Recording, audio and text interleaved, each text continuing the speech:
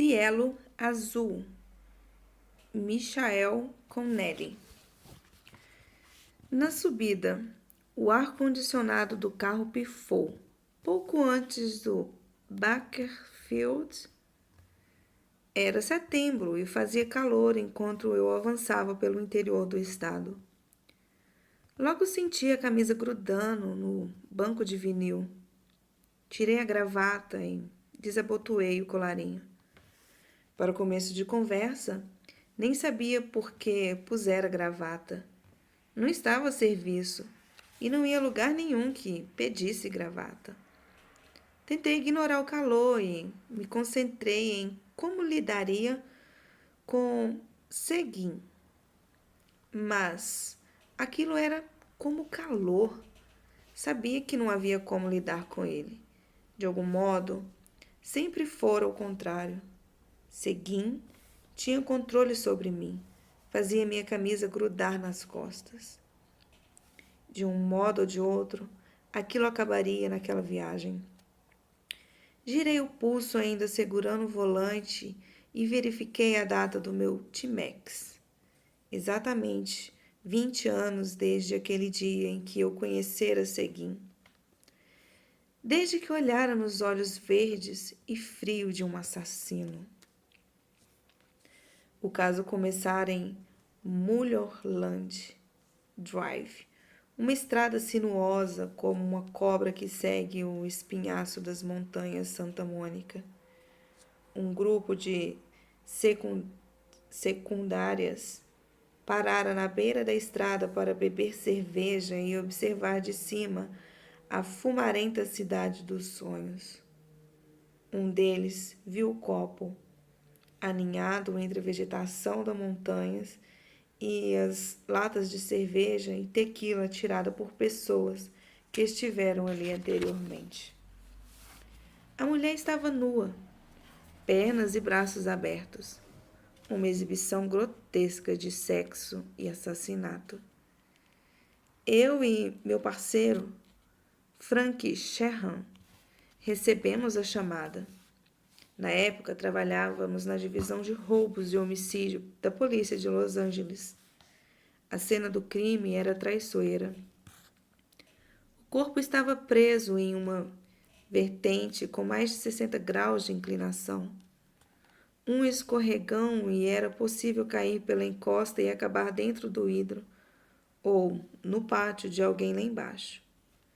Vestindo macacões de paraquedismo e com a ajuda de arnes de couro, fomos baixados até o corpo por bombeiros do batalhão, do 58º Batalhão. A cena era clara, sem roupas, sem identidade, sem prova física, nenhuma pista sobre a mulher morta. Também não encontramos fibras que pudessem ser úteis. Aquilo era incomum em um homicídio. Estudei a vítima de perto e dei-me conta que mal era uma mulher. Provavelmente era ainda adolescente, mexicana ou descendente de mexicanos. Tinha cabelos e olhos castanhos e pele escura. Dava para ver que fora bela quando viva. Morta era de partir o coração. Meu parceiro sempre me dissera que as mulheres mais perigosas eram como aquela, belas em vida e de partir o coração quando mortas. Podiam assombrá-los, mexer com você, mesmo que encontrasse um monstro que tirou tudo dela. Fora estrangulada. As marcas dos polegares do seu matador eram claramente visíveis em seu pescoço.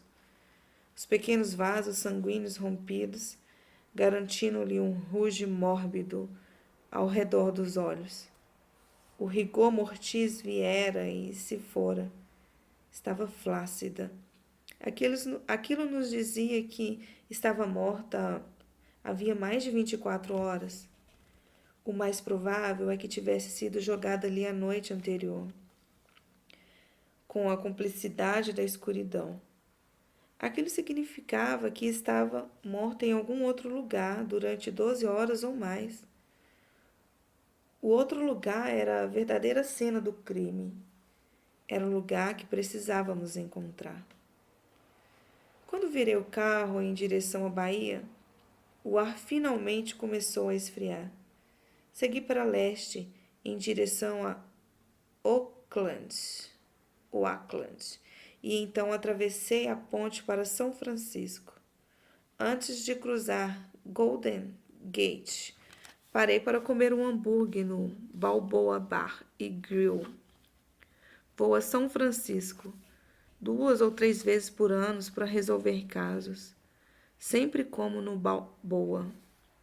Daquela vez, comi no bar, olhando ocasionalmente para a televisão para ver os Giants jogando em Chicago. Estavam perdendo. Mas o antigo caso não saía da minha cabeça. Era um caso encerrado agora. E Seguin jamais voltaria a ferir alguém, a não ser a si mesmo.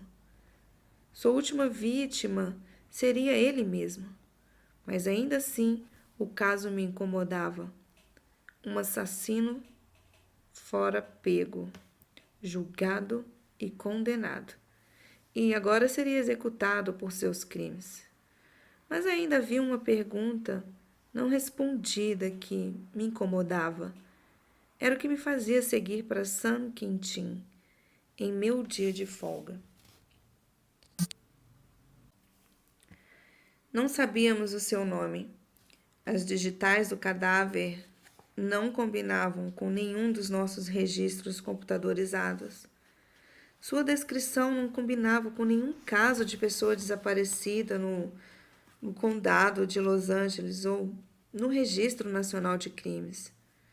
Um esboço de seu rosto, vinculado nos noticiários e nos jornais impressos, não rendeu qualquer chamado de parente ou conhecidos. Os esboços enviados para 500 delegacias de polícia do Sudoeste e para a Polícia Estadual Judicial no México de nada adiantaram. A vítima continuava não reclamada e não identificada, o corpo repousando no refrigerador do laboratório do médico legista, enquanto Sharon e eu trabalhávamos no caso. Era difícil. A maioria dos casos começa com uma vítima. Quem era a pessoa e como vivia se tornavam no centro da roda. O ponto de apoio. Tudo vinha do centro, mas não tínhamos isso. E não tínhamos a cena do crime. Nada tínhamos e não íamos a lugar nenhum. Tudo isso mudou com Teresa Corazon.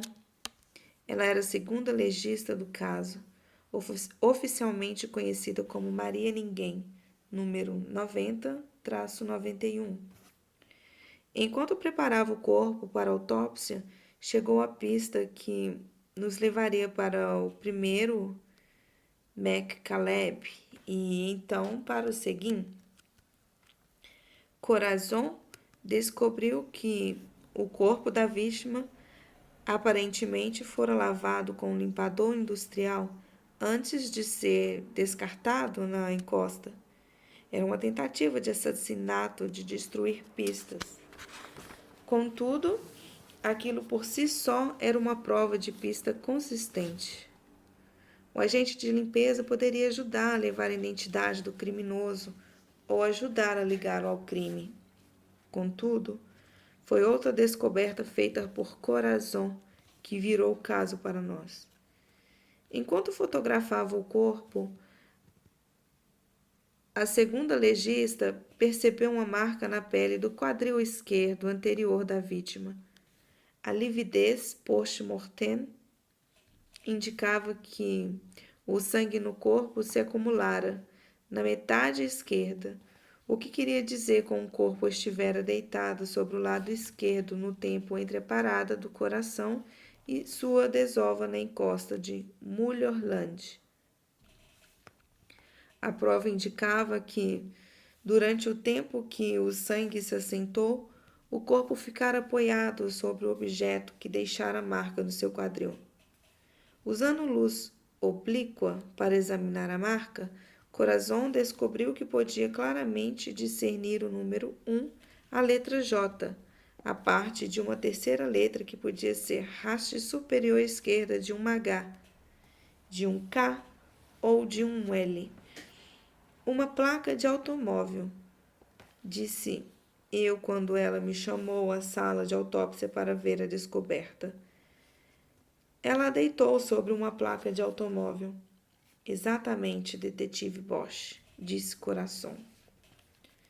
Sherhan e eu rapidamente formulamos a teoria de que, fosse lá quem tivesse matado a mulher sem nome, teria escondido o corpo no porta-malas de um carro até ficar suficientemente escuro e segurá-lo para desová-lo em Mulholland. Após limpar cuidadosamente o corpo, o assassino o colocou no porta-malas, deitando-o sem querer sobre a parte de uma placa de automóvel que fora tirado do carro e também colocada ali. Essa parte da teoria sugeria que a placa teria sido removida e possivelmente substituída por uma placa roubada, como mais uma medida de segurança que ajudaria o assassino a evitar sua identificação, caso seu carro fosse visto por algum passante desconfiado no mirante de Mulholland. A marca na pele não indicava qual estado emitira a placa, mas o uso do mirante Mulholland sugeria que estávamos procurando alguém familiarizado com a região, um morador. Começamos com o Departamento de Veículos Motorizados da Califórnia e obtivemos uma lista de carros registrados no condado de Los Angeles que tivessem a placa que começassem com um JH, um JK e um JL. A lista continha mais de 1.000 nomes e donos de automóveis. Descartamos quase 40% destes por serem de mulheres. O nome que sobraram foram verificados no computador do Índice Nacional de Crimes e conseguimos uma lista de 36 homens com registros criminais que iam de pequenas infrações até as mais extremas. A primeira vez que estudei a lista tive 36. Tive a certeza. Uma daqueles nomes pertencia ao assassino de uma mulher sem nome. A Golden Gate fazia jus ao nome sobre o sol vespertino. Estava lotada de carros trafegando em ambos os sentidos e desvio turístico. Do lado norte tinha uma placa que dizia lotado. Continuei em frente através do túnel, pintado com as cores do arco-íris que cruzavam a montanha. Logo podia ver San Quentin à direita, lugar agourento em que uma paisagem idílica abrigava os piores criminosos que a Califórnia tinha a oferecer. E eu estava a ponto de me encontrar com o pior dos piores. Harry Bosch. Voltei-me da janela onde observara as pedras brancas do cemitério dos veteranos de Wilshire. Um homem de camisa branca e gravata marrom mantinha aberta a porta que levava aos escritórios do FBI. Parecia ter os seus 35 anos. Tinha compleição esbelta e aparência saudável. Sorria. Terry McCaleb. Eu mesmo. Apertamos a mão e ele me convidou a entrar, guiando-me através de um labirinto de escritórios e corredores revestidos de painéis de madeira, até chegarmos ao dele. Parecia ter sido um armário fixado anteriormente. Era menor que uma cela solitária e tinha espaços apenas para abrigar uma escrivaninha e 2 cadeiras. Creio que foi uma boa ideia meu parceiro não ter querido vir também, disse eu, me espremendo no cubículo. Frank Sherhan se referia aos perfis criminais como burro merda. e charlatanismo de quântico. Quando havia uma semana, decidi entrar em contato com Mac Caleb, o residente autor de perfis do escritório do FBI de Los Angeles. Nós discutimos, mas eu era encarregado-chefe daquele caso e fiz ligação. As coisas são tanto apertadas aqui, disse Mac Caleb, mas ao menos tem um espaço privativo. A maioria dos policiais que conheço gostam de ficar na sala comum. Gostam da camaradagem, creio eu. Mac Caleb apenas meneou a cabeça e disse: gosto de ficar só. Apontou para a cadeira vaga e eu me sentei. Notei a foto de uma adolescente pregada na parede sobre a escrivaninha. Parecia apenas alguns anos mais jovens que a vítima. Achei que, caso a menina fosse filha do Mac Caleb, seria uma pequena vantagem para mim. Algo que o faria dar um pouco mais de atenção ao meu caso. Não é minha filha, disse Mac Caleb. É um caso antigo na Flórida. Apenas olhei para ele.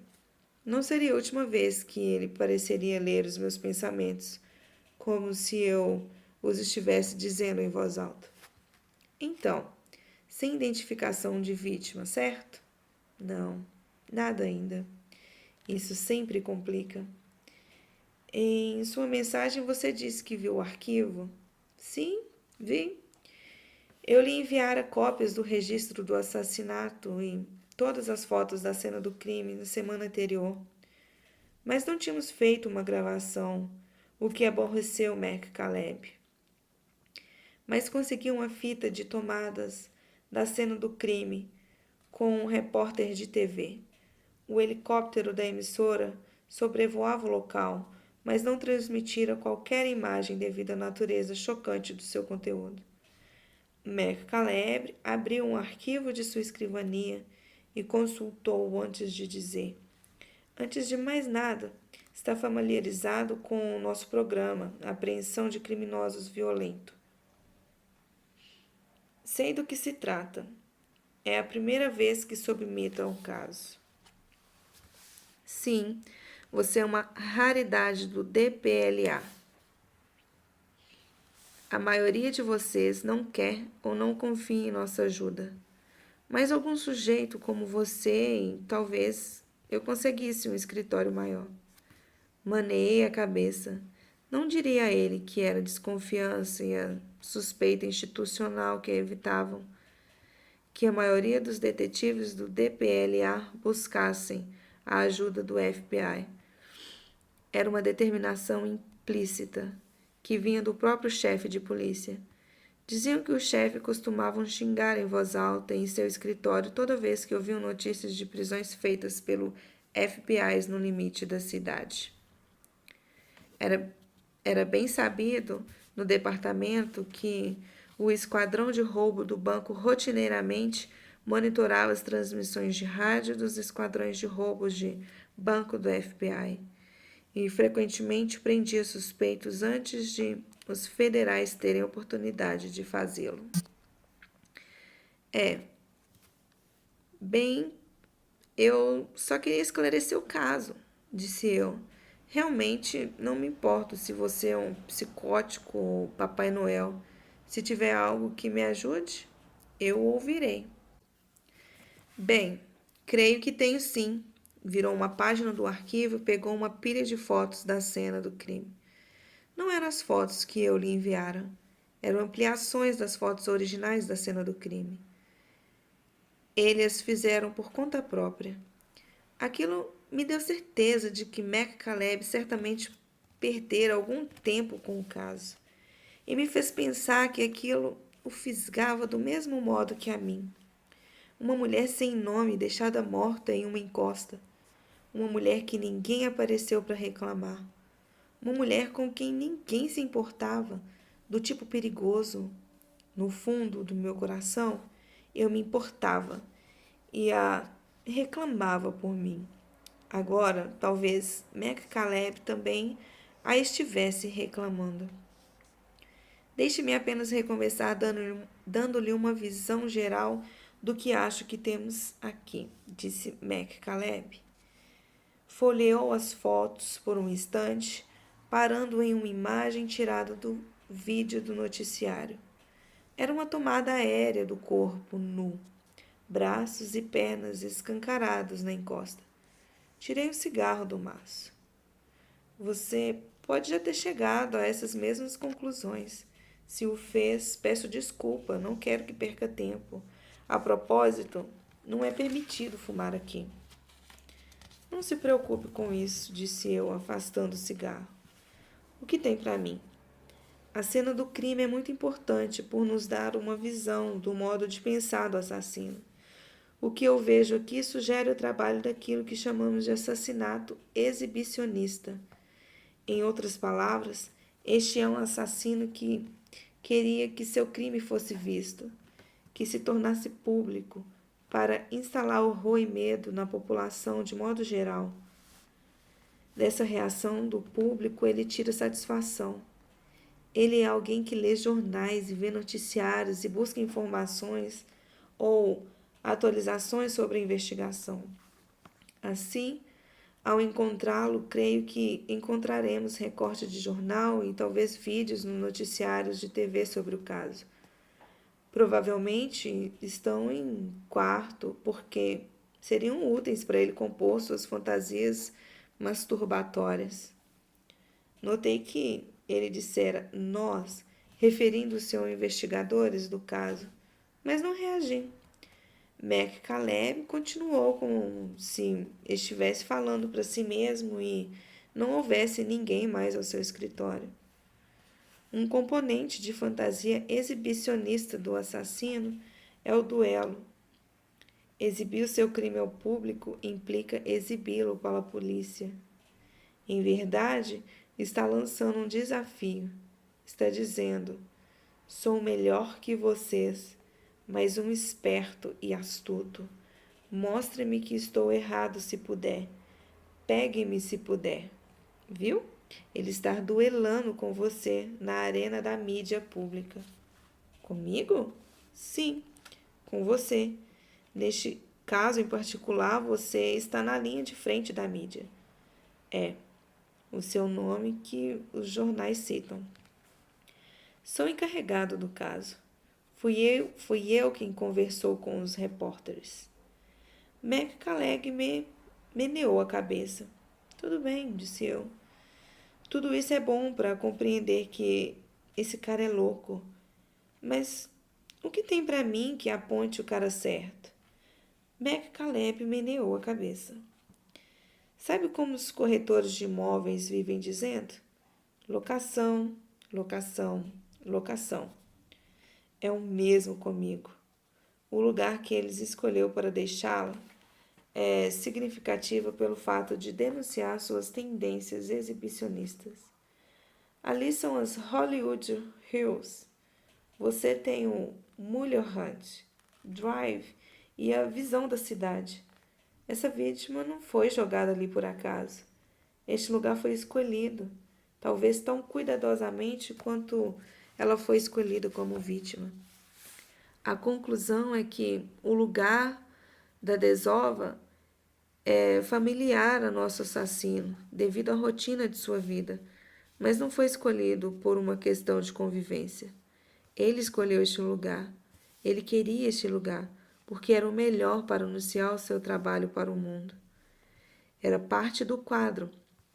Isso quer dizer que pode ter percorrido uma longa distância para jogá-lo ali, ou que pode ter vindo de algumas quadras de distância. Percebi o uso do pronome nosso em nosso assassino. Sabia que se Frank tivesse vindo comigo já teria estourado. Eu deixei rolar. Viu a lista de nomes que acrescentei? Sim, vi tudo. E acho que seus instintos são bons. Os 2 suspeitos potenciais que você destacou se encaixaram no perfil que construí para este assassino. 20 e tantos anos, com uma história de crimes em escala crescente. O faxineiro de Woodland Hills tem acesso rotineiro a limpadores industriais. Podemos comparar o agente de limpeza usado no corpo. É dele que mais desconfiamos. Mick Caleb meneou a cabeça, mas nada disse. Parecia estar estudando as fotografias que agora se espalhavam por sua mesa. Você acha que foi outro suspeito, não é mesmo? O construtor de palcos de Burbank? Mac Caleb me encarou. Sim, acho. Seus crimes, embora menores, se encaixam melhor nos modelos de maturação de um predador sexual que conhecemos. Creio que devemos nos certificar de falar com ele em sua casa. Teremos uma ideia melhor a seu respeito. Nós sabemos. Nós? Sim. E precisamos fazê-lo agora. Apontou para as fotos que cobriam sua mesa. Isso não foi um caso único. Seja ele quem for, vai fazê-lo novamente, se já não tiver feito. Fui responsável por muitos homens enviados a San Quentin, mas nunca estivera ali antes. Nos portões mostrei a minha identidade e recebi instrução impressas que me conduziram ao estacionamento para veículos de policiais. Através de uma porta ali perto, onde se lia apenas agentes da lei, atravessei o muro alto da prisão e minha arma foi tomada e guardada em um cofre. Deram-me uma etiqueta de plástico vermelho com o número 7 impresso. Após meu nome ser inserido no computador e o passe confirmado, um guarda que não se incomodou em se apresentar levou-me através de um pátio recreativo até um edifício de tijolos que escurecera com o tempo até assumir o aspecto enrijecido de uma lareira.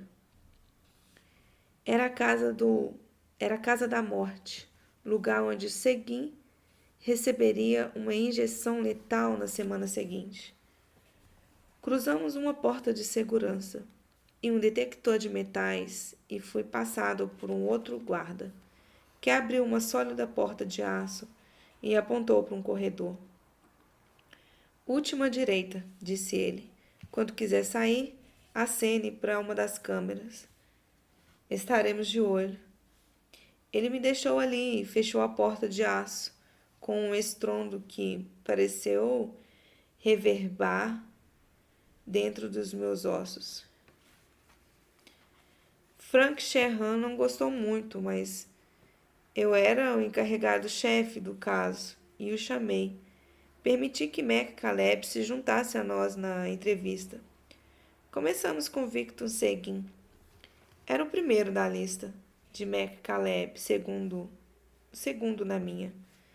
Mas havia algo na intensidade dos olhos e das palavras de Mac Caleb que me faziam concordar em entrevistar Seguin primeiro. Seguin era um dos construtores de cenários que viviam em Scranland Drive, Burbank. Era uma casa pequena, repleta de peças de madeira, como era de se esperar que fosse a casa de um carpinteiro. Parecia que, quando Seguin não trabalhava no cinema, ficava em casa construindo belas molduras de janelas e vasos decorativos. O Ford Taurus, com placa com início 1JK, estava estacionado no acesso de veículos. Segurei o gorro do casaco enquanto subimos pelo acesso de veículos até a porta da casa. Estava frio. Às 20 horas, justo quando escurecia, bati à porta da frente. Seguin atendeu, vestindo jeans e uma camiseta, sem sapatos. Vi os seus olhos de arregalarem ao me ver. Sabia quem eu era antes mesmo de eu ter mostrado o distintivo e dito o meu nome. Senti o dedo frio da adrenalina descendo-me ao longo das costas. Lembrei-me do que McCaleb dissera sobre o assassinato acompanhar o trabalho da polícia. Eu estivera na TV falando sobre o caso. Eu estivera nos jornais. Sem nada a demonstrar, eu disse: Senhor Seguin, sou o detetive Harry Bosch do DPLA. Aquele carro é seu? Sim, é meu. Por quê? O que está acontecendo? Precisamos fazer algumas perguntas. Se não se importa, podemos entrar por algum minuto? Bem, não. Primeiro gostaria de saber o que. Obrigada. Avancei através do umbral da porta, forçando-o a recuar. Os outros me seguiram. Ei, espere um instante, o que é isso? Havíamos combinado aquilo antes de chegarmos. Eu conduziria a entrevista. Sherhan era o segundo. McCaleb disse que só queria observar. A sala de estar era um exagero de carpintaria, estantes embutidas nas 3 paredes. Um consolo de madeira, que era grande demais para a sala, fora construído ao redor de uma pequena lareira de tijolos. Um gabinete de TV, que ia do chão ao teto, era usado como divisória entre a área de estar e o que parecia um pequeno escritório. Manei a cabeça em aprovação. Belo trabalho. Tem muitas folgas em sua profissão? Segui meneou a cabeça, relutante. Fiz a maior parte disso durante a greve há alguns anos. O que você faz? O que você faz? Sou construtor de cenários. Então, o que você tem com meu carro? Você não pode ir entrando aqui assim. Eu tenho direitos. Por que não senta, Sr. Seguin? Eu explico. Acreditamos que seu carro possivelmente foi usado na execução de um crime grave. Seguin deixou cair em uma cadeira macia posicionada para ver melhor a TV. Dei-me conta de que McCaleb inspecionava o outro lado da sala, estudando as extremidades de livros e as diversidades quinquilharias sobre o consolo e outras peças da mobília. Sherhan sentou-se no sofá à esquerda de Seguin. Ele o encarou friamente, sem palavras. Qual crime? Assassinato. Esperei a palavra surtir efeito, mas me pareceu que Seguin havia se recobrado do choque inicial e estava endurecendo. Já vira aquilo antes. Tentaria se livrar. Alguém mais dirige seu carro, Sr. Seguin? Às vezes, se eu o empresto. E quanto a 3 semanas atrás, 15 de agosto, você emprestou para alguém? Não sei. Terei de verificar. Não creio que desejo responder mais perguntas e acho que quero que vocês saiam. McCaleb sentou-se à direita de Seguin. Permaneci de pé. Olhei para McCaleb e ele meneou a cabeça ligeiramente. E apenas uma vez. Mas sabia o que ele estava me dizendo. Este é o cara. Olhei para meu parceiro. Sherhan não vira o sinal de McCaleb porque não tirava os olhos de Seguin. Tinha de fazê-lo perceber. Agir de acordo com o sinal de McCaleb ou recuar. Olhei de volta para McCaleb. Ele me olhou, os olhos mais intensos que eu já vira até então.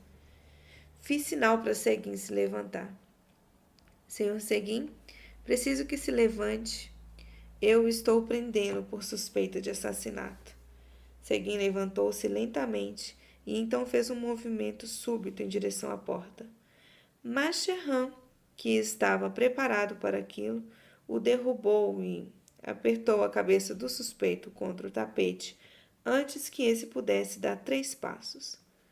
Frank puxou-lhe os braços para trás e o algemou. Então, ajudei a levantar Seguin e o levamos para o carro, deixando Caleb para trás. Frank ficou com um suspeito. Voltei para casa e descobri Caleb ainda sentado na cadeira. O que faz aí? Caleb estendeu os braços para a estante mais próxima. Esta é a cadeira de leitura dele, disse ele. Tirou um livro da estante. E este é o livro favorito. O livro estava muito usado, o dorso quebrado e as páginas gastas por leituras repetidas. Enquanto Caleb folheava as páginas, percebi que parágrafos e frases haviam sido sublinhadas.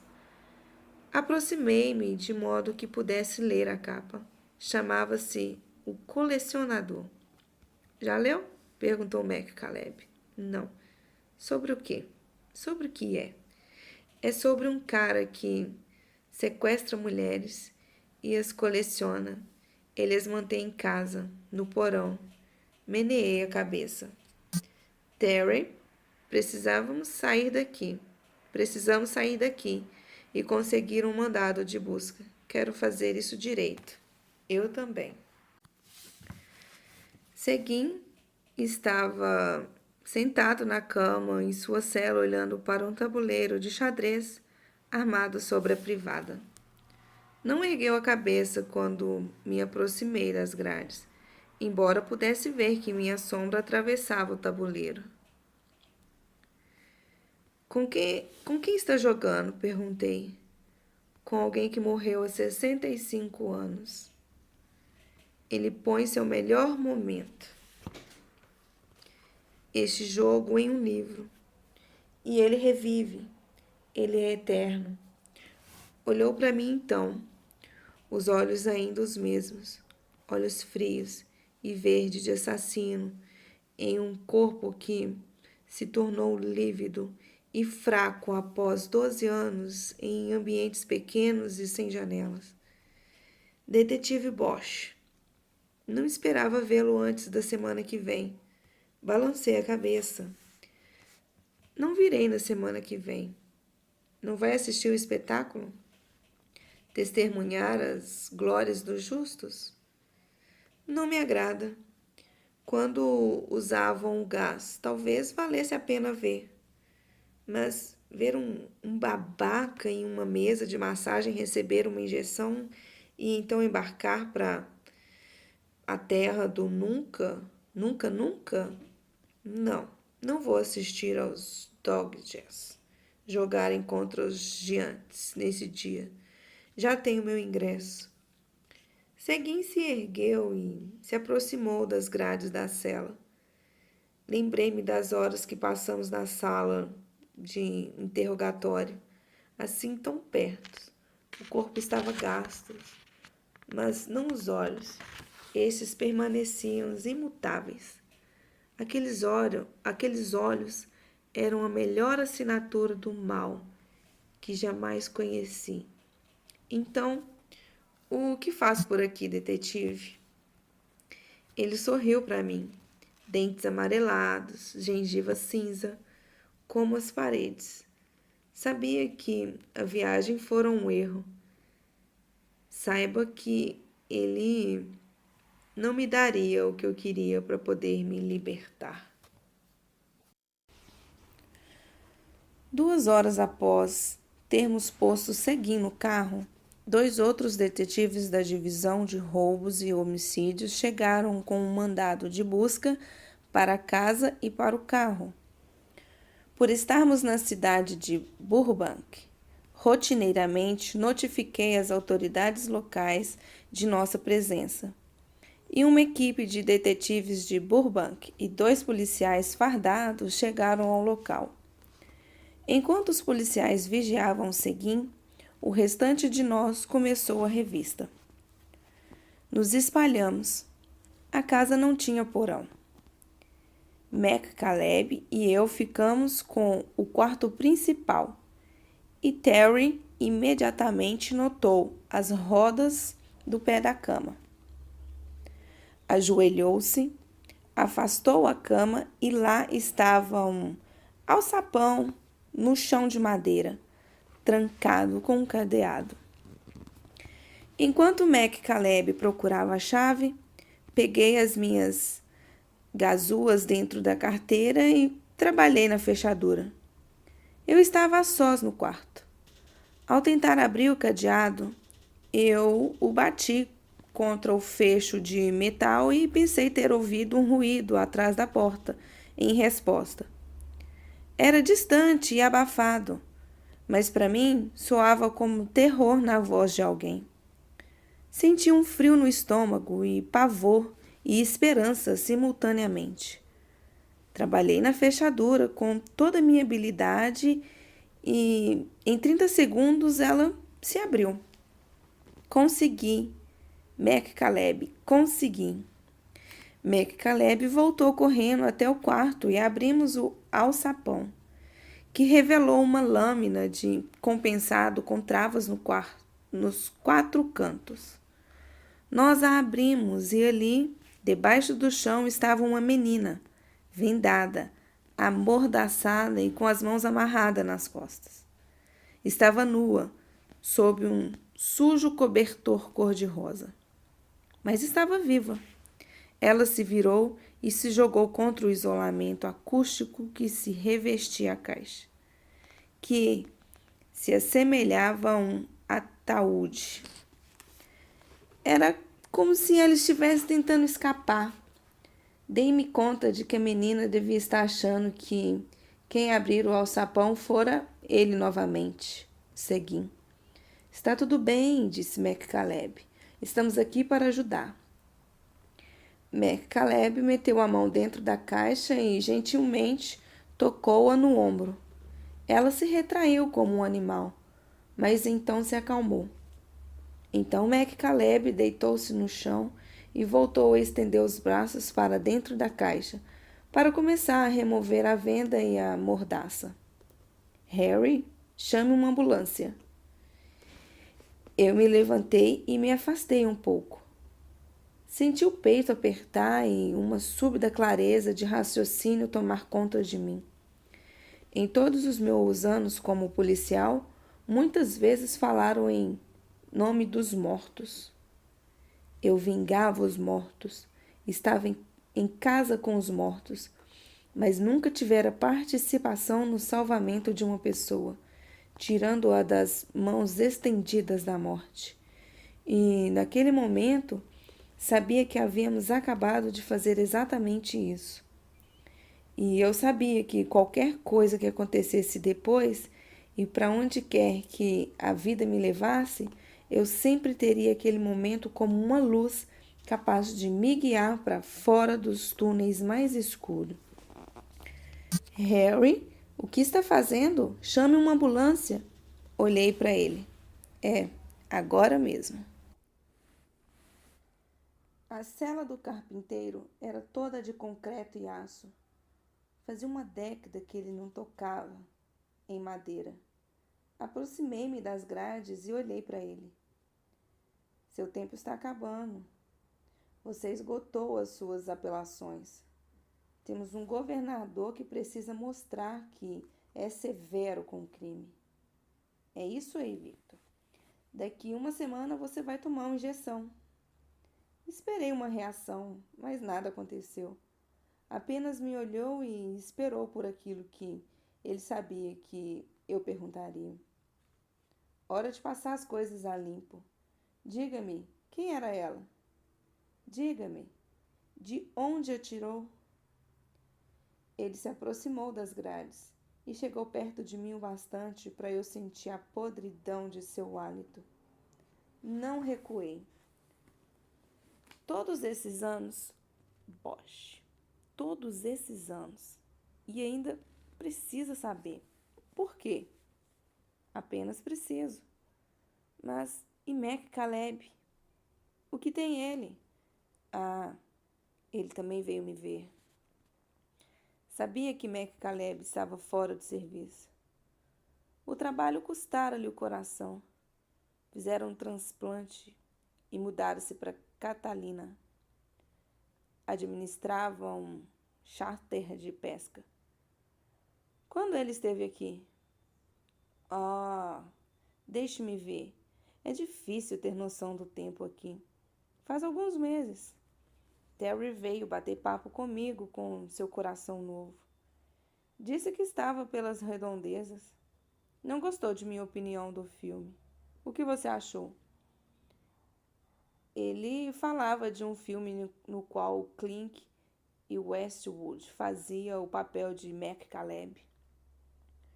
Eu não vi.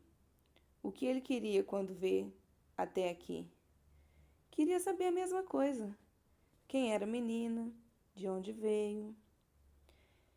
Ele me disse que você lhe deu um nome na época do julgamento.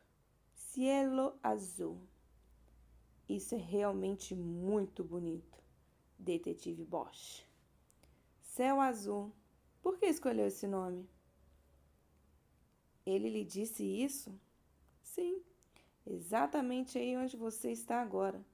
Isso não é nada profissional. Não é, detetive Bosch?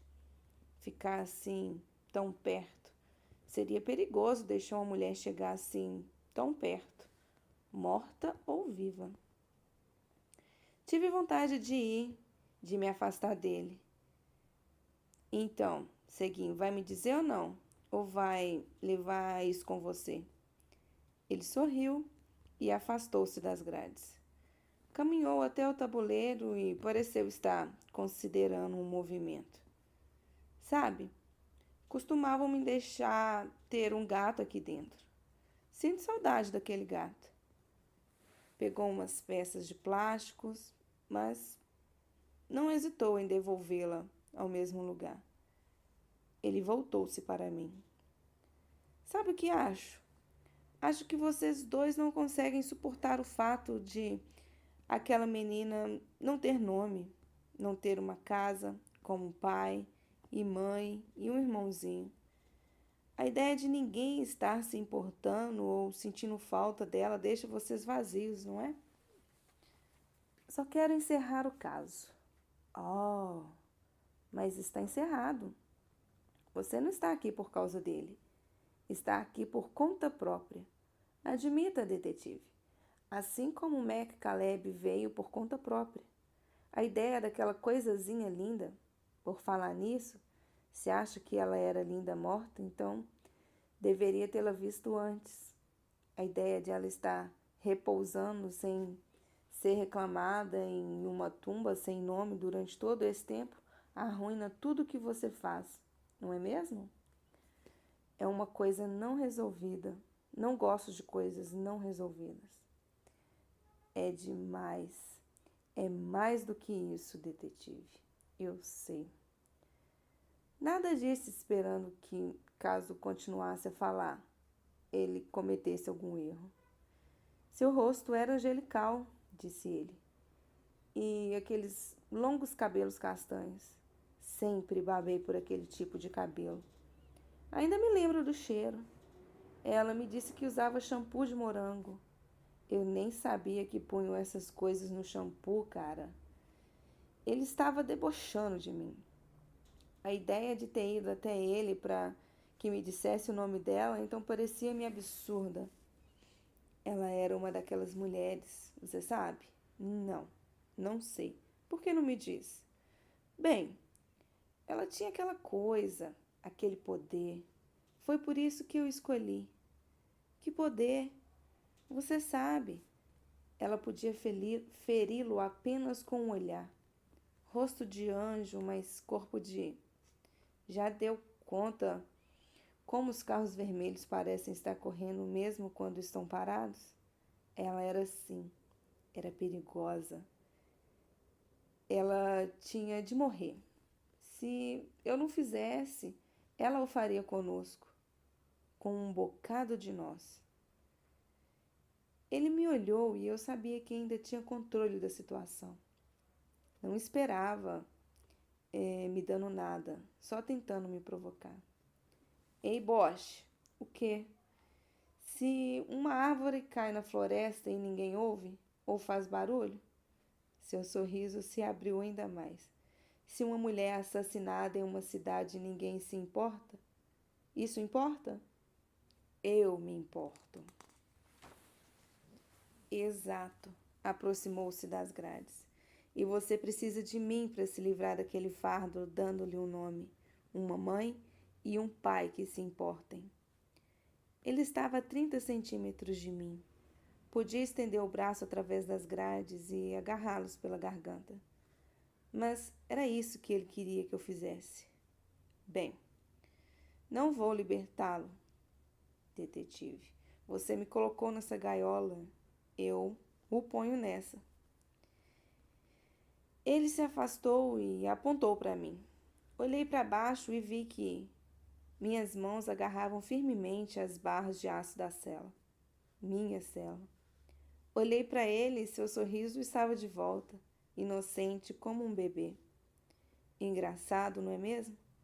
Lembro-me daquele dia, há 12 anos, sentado no banco traseiro do carro enquanto vocês policiais brincavam de heróis, tão cheio de si por terem salvado. Aposto que nunca pensaram que acabaria assim, não é? Salvou uma, mas perdeu a outra. Baixei a cabeça. Seguim, você vai queimar. Você vai para o inferno. Sim, creio que sim, mas ouvi dizer que é um calor seco. Ele gargalhou e eu olhei para ele. Sabe, detetive, você tem que acreditar no céu para crer no inferno. Voltei-me abruptamente, dando as costas à grade, e fui em direção à porta de metal. Logo acima, vi uma câmera. Fiz um gesto pedindo que abrissem a porta e apressei o passo ao me aproximar. Precisava sair dali.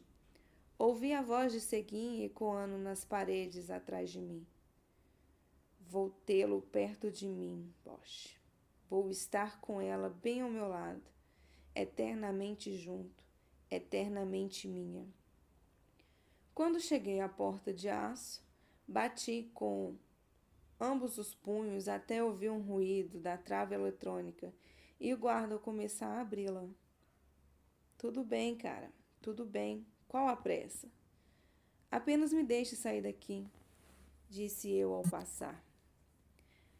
Ainda ouvi a voz de Seguin ecoando pela casa da morte, quando voltei a atravessar os muros e saí em campo aberto.